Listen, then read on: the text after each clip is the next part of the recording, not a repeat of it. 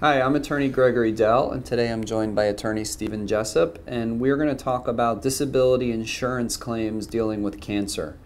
Now, Steve, whenever we have these disability insurance claims, it's not an issue as to whether or not the disability insurance company says you did have cancer or you didn't have cancer. That's never the issue.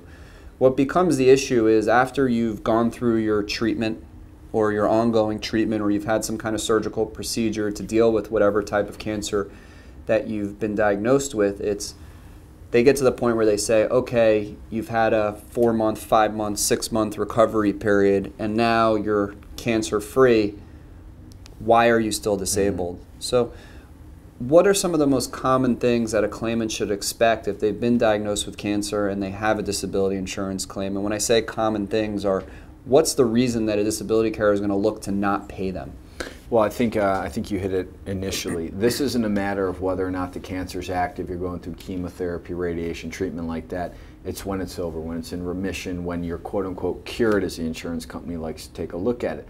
They're going to say, well, now what's keeping you from working? I've had clients with breast cancer, prostate cancer, thyroid cancer, chronic myeloid leukemia, where they were quote-unquote healthy, the cancer was gone, but it was the lingering effects of the medication that they took while they were receiving the treatment.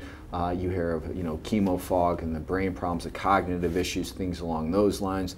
There's so much that's not known about the actual medications used to combat the cancer and what the long-term effects are on it. And because there's that kind of void in understanding, the insurance company is always going to take a look. Well, if you said you can't concentrate, you're tired, you're in pain, well, prove it to us. Show us why and how and what's causing it. And without, an active, cancer, if you will, it's hard to give the insurance company this quote objective evidence they want to show that's what's causing the problems. Right. I mean, we've dealt with so many different claims, from breast cancer to thyroid cancer to kidney cancer. And once the cancer is taken out, what happens is a lot of the claimants that I've dealt with suffer tremendous fatigue. Mm-hmm.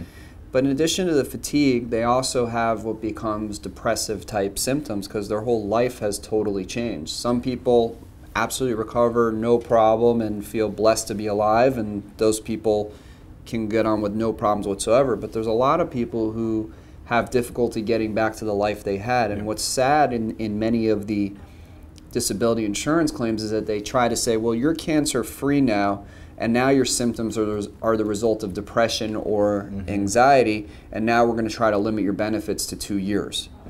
How many times have you seen that come about? That's probably the most common. If you get a call, usually that's what it was.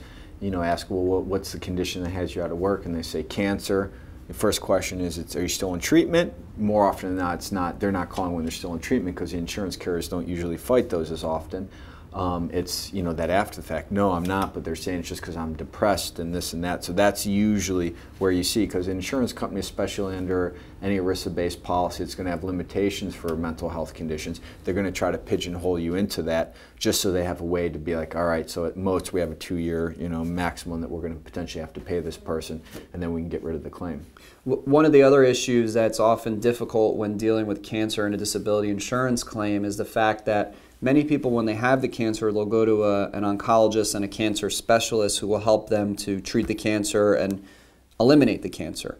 And then after that, you no longer treat with that cancer specialist. You generally return back to your internal medicine or your GP doctor. And if you're still having symptoms following the remission of your cancer, you need to make sure that your treating physician is documenting appropriately the medical conditions and the symptoms that you're having, because now you're disabled by your symptoms, especially when you're cancer-free. And that is the ultimate difference in whether you're going to continue to get paid or not get paid.